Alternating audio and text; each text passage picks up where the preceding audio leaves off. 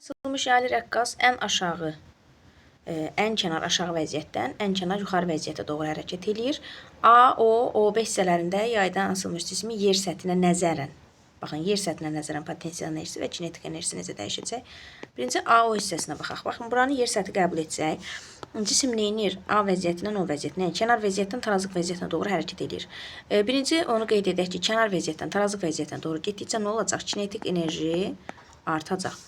Potensial enerji isə yer səthindən uzaqlaşdığına görə, hündürlük artdığından potensial enerji də artmış olacaqdır.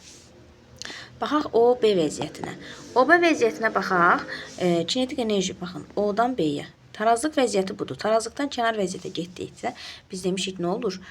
Kinetik enerji, sürət azalır. Amma yer səthindən görürsünüz yenə uzaqlaşdığına görə, yer səthindən hündürlük artdığına görə bizim potensial enerjimiz nə olacaq? Yenə artacaq.